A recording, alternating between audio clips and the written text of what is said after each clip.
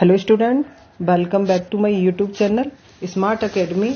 और आज की जो क्लास है हमारी, उसमें हम लेके आए हैं 10th क्लास का हिंदी क्षितिज भाग 2 का चैप्टर 2 काव्य खंड से है, जिसका नाम है राम लक्ष्मण परशुराम संवाद।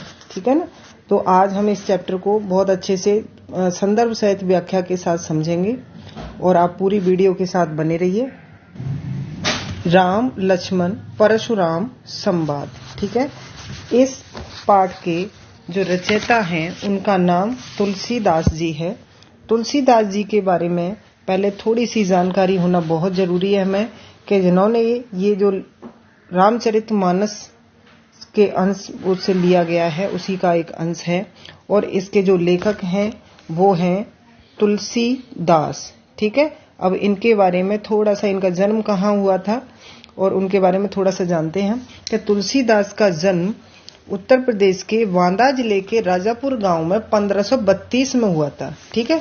अब मेन इनकी रचनाओं के बारे में जानिए कि इनकी जो रचना है रामचरितमानस, कवितावली, गीतावली, दोहावली, कृष्ण गीतावली, विनय पत्रिका इनकी प्रमुख रचनाएं हैं। और इनका जो देहावसान हुआ वो 1623 में। ठीक है। 1623 में इनकी मृत्यु हो गई थी। और इतना जानना जरूरी है हमारे लिए कि इनका जो जन्म था वो था 1532 में और जो मृत्यु हुई थी वो 1623 में। ठीक है।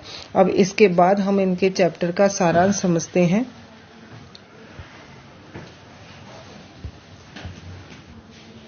राम लक्ष्मण परशुराम संवाद। ठीक है। ये अंश जो है रामचरित के बालकांड से लिया गया है। ये जो अंश लिया गया है राम लक्ष्मण परशुराम संवाद, ये रामचरितमानस के बालकांड से लिया गया है। जब सीता जी के स्वयंवर में राम द्वारा शिव धनुष भंग के बाद मुनि परशुराम को जब ये समाचार मिला तो वो क्रोधित होकर वहां आते हैं और शिव धनुष को खंडित देख करके अपने आपे से बाहर हो जाते हैं।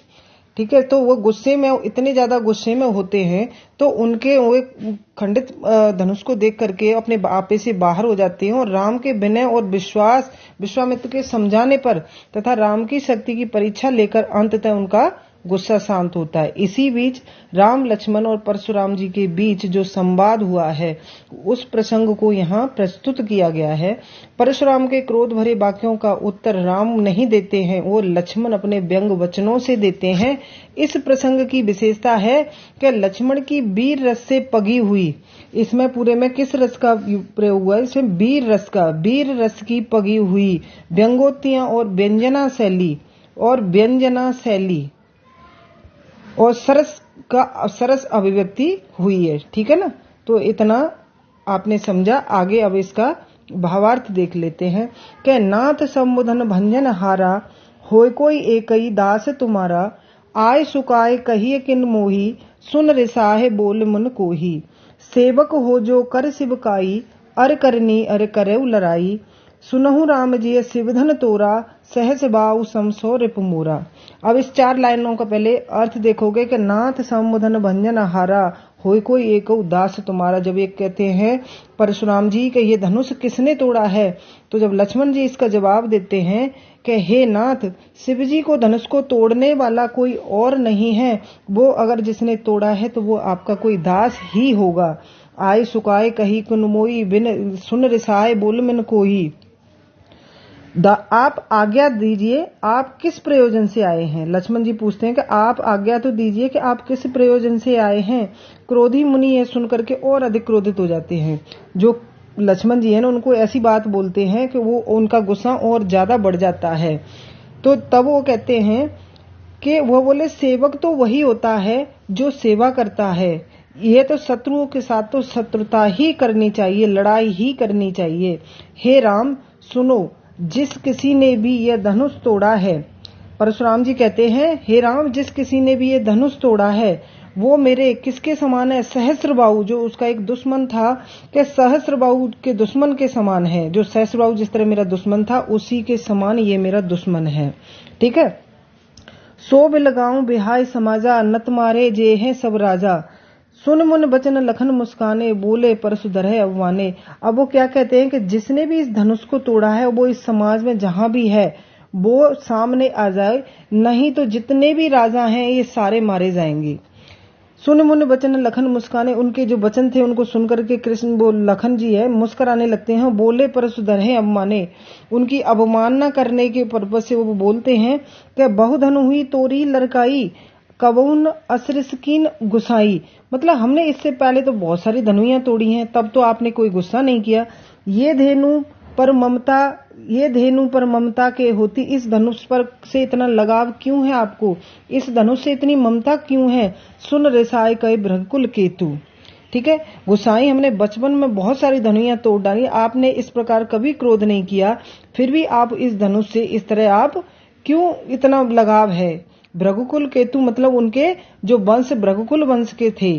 तो हे रे नृप बालक कालवश, बोलत तुन सवार, धनुहि सब त्रपराध धन विदित सकल संसार। तो वो कहते हैं हे बालक तेरे सर पर काल है, तो फिर भी तू अपने आपे में रहकर के बात नहीं कर रहा है। ये कौन कहते हैं, ये परशुराम जी कह रहे हैं। धनुहि सम त्रपराध धन विदित सकल संसार, इस धनुष के बारे में पूरा संसार जानता है, क्या तू नहीं जानता, इसलिए तू अपने आपे में रहकर बात नहीं कर रहा है। इस तरह से वो लक्ष्मण से बात करते हैं।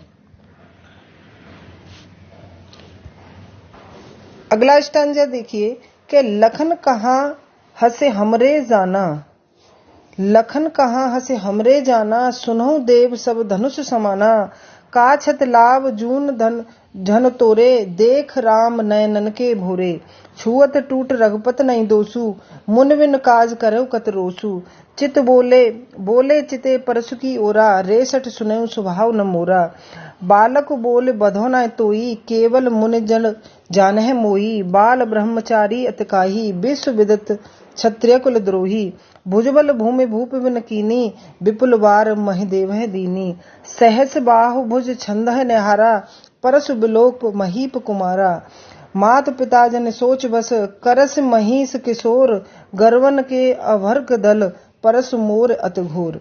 अब इसमें देखोगे क्या लक्ष्मण कहा हसे हमरे जाना, लक्ष्मण जी अपने व्यंग वचनों से क्या कहते हैं कि जब वो कहते हैं ना कि इस तरह तुम शिव धनुष का मजाक नहीं उड़ा सकते, उसको धनुइया से उनकी तुलना नहीं कर सकते हो, तो लक्ष्मण ने हंसकर क्या कहा है कि लखन कहा हसे हमरे जाना, सुनो देव सब धनुष समाना, कि हमने तो ये सुना है कि सारे धनुष एक जैसे होते हैं। ये कौन कह रहा है, ये लक्ष्मण जी कह रहे हैं कि हमने ये सुना है कि सारे धनुष एक जैसे होते हैं। काछत लाभ जून धन तोरे, देखा राम नयन के भोरे, कि राम ने तो सिर्फ श्री राम जी ने इसको नया धनुष समझ करके छुआ था, उन्हें नहीं मालूम था कि ये इतना पुराना है टूट जाएगा, उन्होंने नया समझ कर इसको छुआ था। छुअत टूट रघुपत नहीं दोषु, हुए तो छूने से ही टूट गया, इसमें श्री राम का कोई दोष नहीं है।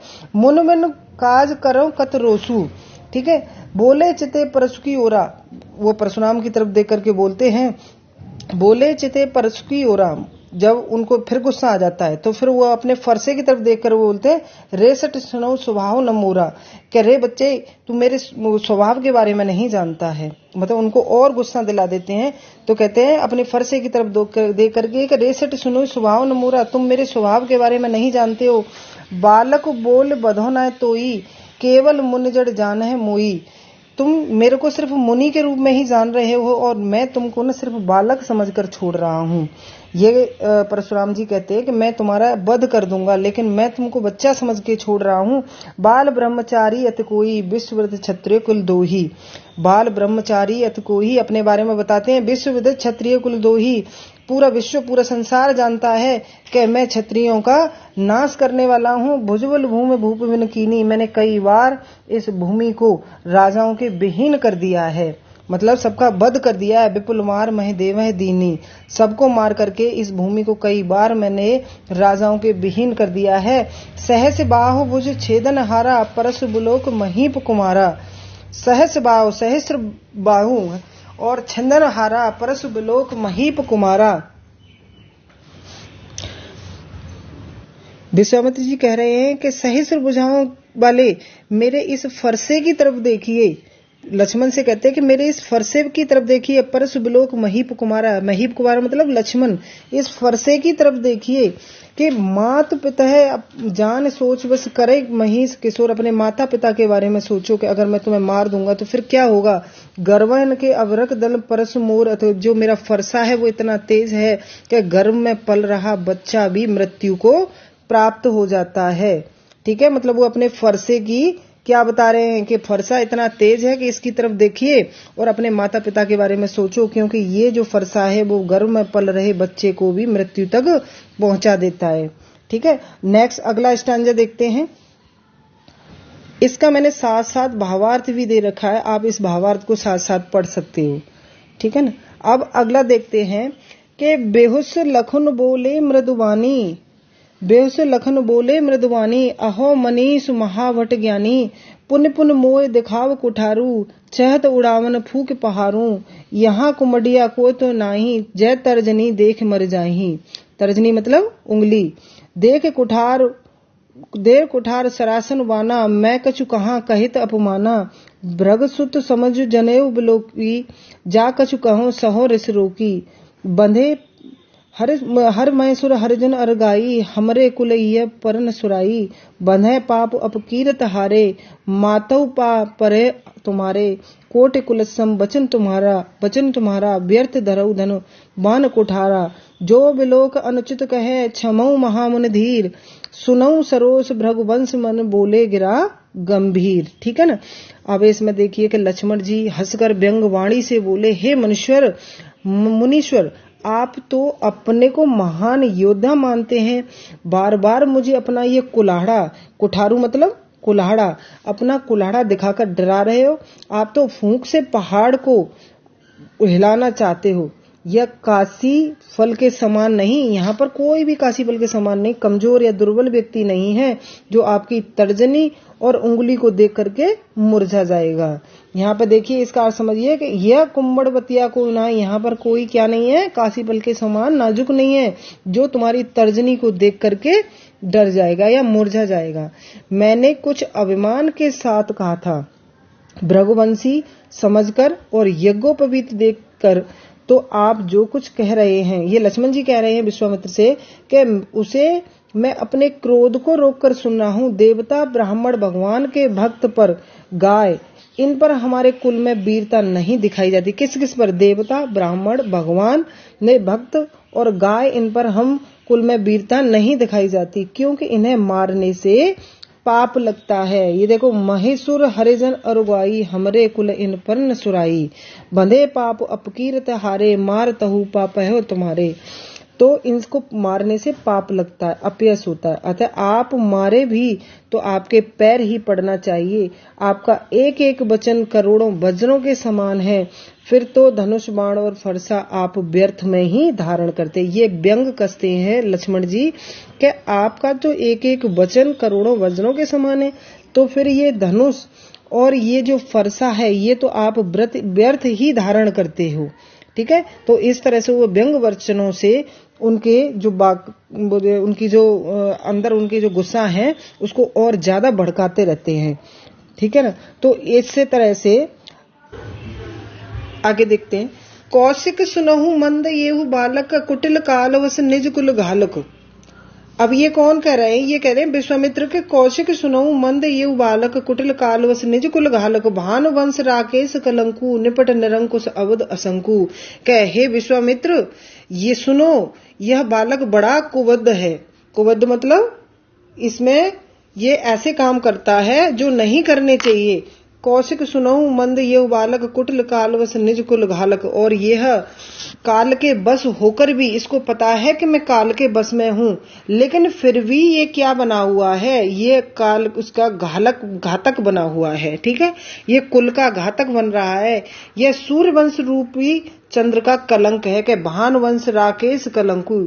ये क्या है? सूर्यवंश रूपी चंद्र का कलंक है कि ये सूर्य पर चंद्रमा के समान ये कलंक है कि निमट निरंश का अवध असंकु। यह बिल्कुल उद्दंड, मूर्ख और निडर है।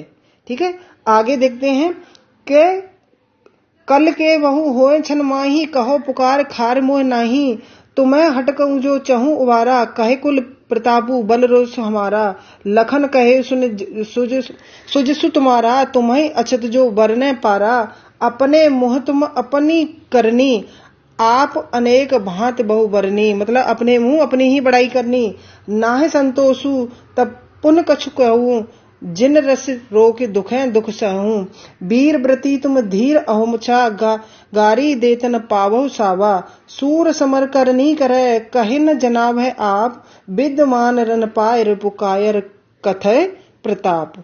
ठीक है, अब इसका एक बार पूरा सारांश देगा कि हे विश्वामित्र सुनो, ये बालक बड़ा कुबुद्ध और कुटिल है, काल के बस होकर भी अपने कुल का घातक बन रहा है, यह सूर्यवंश रूपी चंद्रमा का कलंक है, यह बिल्कुल उद्दंड मूर्ख और निडर है, यह अभी क्षण मात्र में ही काल का ग्रास बन जाएगा, मतलब अगर मैं मार दूंगा तो क्या हो जाएगा, काल का ग्रास बन जाएगा।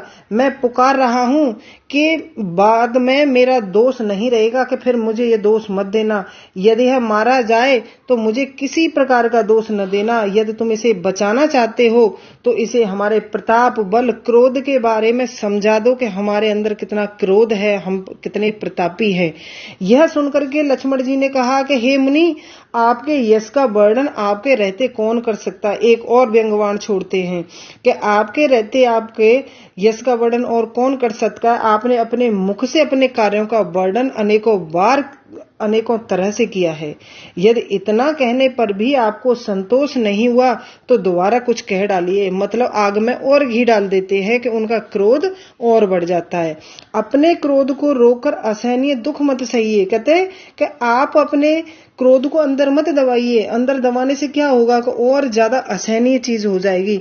तो आप अपने क्रोध को रोक करके असहनीय दुख मत सहिए, कि अगर आपको और कुछ कहना है तो कह दीजिए, जो दोबारा कह डालिए और अपने क्रोध को रोककर असहनीय दुख मत सहिए। आप वीरता के व्रत को धारण करने वाले हैं, धैर्यवान और शांत स्वभाव के हैं, गाली देना आपको शोभा नहीं देता। मतलब ये कहता है कि आपको गाली देना शोभा नहीं देता है। अगर आप और भी कुछ कहना चाहते हो तो कह सकते हो। सूरवीर युद्ध भूमि में अपनी वीरता के कार्य को करने से अपना परिचय देते हैं, कहकर अपने को नहीं बताते। सूरवीर जो होते हैं वो क्या करते हैं, अपनी सूरता दिखाते हैं, लेकिन बोल करके अपनी वीरता नहीं बताते। युद्ध क्षेत्र में अपने सामने शत्रु को देखकर कायर अपने प्रताप की डींग हाका करते हैं, मतलब इस तरह से व्यंग्यवाण करते हैं कि उनका गुस्सा और बढ़ता हुआ चला जाता है। नेक्स्ट स्टैंजा देखो। तुम्हां तो काल हाक जन लावा, बार बार मोह लागे बुलावा। अब लक्ष्मण जी क्या कहते हैं विश्वामित्र जी से, क्या तुम तो मेरे पीछे काल को बार बार लेके आ रहे हो, मतलब हाकना मतलब बार बार मेरे पीछे लगा रखा है, बोल बोल कर मेरे पीछे लेके आ रहे हो। सुनत लखन के वचन कठोरा, इस तरह से उनके कठोर वचन सुनकर के परसु सुधार धरेव कर गोरा। अवजन देहि दोष मोह लोगु, कटवादी बालक बद जोगु। बाल बिलोक बहुत मैं बाचा, मैंने बच्चा समझ करके बहुत छोड़ दिया। अब ये है मन निहार भाव साचा, कौशिक कहाँ क्षम अपराधु। बाल दोष गुण गनह न साधु, खर कुठार में अकरण को ही, आगे अपराधी गुरु दोही। उत्तर देत छोड़ी बिन मारे, केवल कौशिक सील तुम्हारे। नत ये कोट कुठार कठोरे, गुरह उरन होते श्रम थोरे। गाद सुनु यह हृदय हसे, मुनह हरे हरे सूझ। असेन खांडन उखमय अजहुन बूझ अबूझ। अब इसमें ये लक्ष्मण जी इस तरह से व्यंग वचन बोलते हैं और वो गुस्से में कुछ भी बोलने लग जाते हैं। जैसे आप तो लक्ष्मण जी कहते हैं जैसे आप तो बार बार आवाज लगा करके काल को मेरे लिए बुला रहे हो। तो लक्ष्मण जी ने इस प्रकार के कठोर वचन सुनकर के परशुराम जी को अपने भयानक फरसे को संभाल कर अपने हाथ में पकड़ लिया, मतलब उनको बोलते जा रहे हैं और अपने फरसे को पकड़ लिया। कहने लगे कि अब मुझे दोष नहीं देना, यह कटवचन बोलने वाला बालक मारने के योग्य है। इसे बालक समझकर मैंने बहुत बचाया, किंतु अब ये सचमुच मरने को आ गया है, अब इसे मारने से कोई नहीं बचा सकता। विश्वामित्र जी ने कहा कि अपराध क्षमा कीजिए। साथ में विश्वामित्र जी उनकी तरफ बोलते रहते हैं, कहते अपराध क्षमा कीजिए, एक सज्जन बालकों के दोष और गुण नहीं गिना करते। परशुराम जी फिर क्या कहते हैं इस पर कि मुझे दया रहित और क्रोधी सम्मुख यह गुरुद्रोही उत्तर दे रहा है। मतलब गुरुद्रोही का मतलब है गुरु के विपक्ष में उत्तर दे रहा है। इतना होते हुए भी मैं इसे बिना मारे छोड़ रहा हूँ। हे विश्वामित्र, केवल तुम्हारे शील और प्रेम के कारण। अब वो जो विश्वामित्र कहते हैं कि हे विश्वामित्र, केवल तुम्हारे शील और प्रेम के कारण, अन्यथा मैं इस कुठार से काटकर थोड़े ही परिश्रम में गुरु के ऋण से मुक्त हो जाऊंगा। मतलब ये क्या कहते हैं कि अब मेरे पास ये ऋण है, तो अगर मैं इसको मार देता हूं तो गुरु के ऋण से मुक्त हो जाऊंगा। विश्वामित्र ने यह सब बातें सुनकर के हृदय से ही हंसकर कहे, मुनि को सर्वत्र हरा ही हरा सूझ रहा है। विश्वामित्र जी अब ये समझ पा रहे हो कि विश्वामित्र ने ये सब सुनकर हृदय में हंसकर, मतलब अपने अंदर ही अंदर उनको हंसी आती है कि मुनि को सर्वत्र हरा ही हरा सूझ रहा है। यह सर्वत्र विजयी होने के कारण राम लक्ष्मण को साधारण क्षत्रिय ही समझ रहे हैं। मतलब अभी वो नहीं समझ पा रहे हैं, उनको वो एक साधारण आदमी समझ रहे हैं, किंतु यह लोहे से बनी हुई हांड है और कोई ऐसी हांडी नहीं है जो मुंह में लेते ही पिघल जाएगी। खेद है मुनि, अब भी ना समझ है, इनके प्रभाव को नहीं समझ पा रहे। ये कौन सोच रहे हैं? ये विश्वामित्र जी सोच रहे हैं कि ये जो परशुराम जी हैं इनको एक साधारण क्षत्रिय समझ रहे हैं। तो उनके कहने पर उन्होंने क्या बात की कि ये कोई ऐसी हांड है कि कोई ऐसी हांडी नहीं है जो मुंह में लेते ही पिघल जाएगी। खेद है, दुख है कि मुनि अब भी ना समझ है, जो इनके प्रभाव को देखकर भी इनको नहीं समझ पा रहे हैं कि इनका तेज और इनका प्रताप कितना है। तो आपने ये सारा चैप्टर अच्छे से समझा और मुझे आशा है कि आप इस तरह से समझ करके जितने भी क्वेश्चन आंसर बनते हैं आप खुद से भी सॉल्व करवा पाओगे और मैं भी अगले वीडियो में इसके क्वेश्चन आंसर सॉल्व करवाऊंगी। ठीक है, thank you and have a nice day.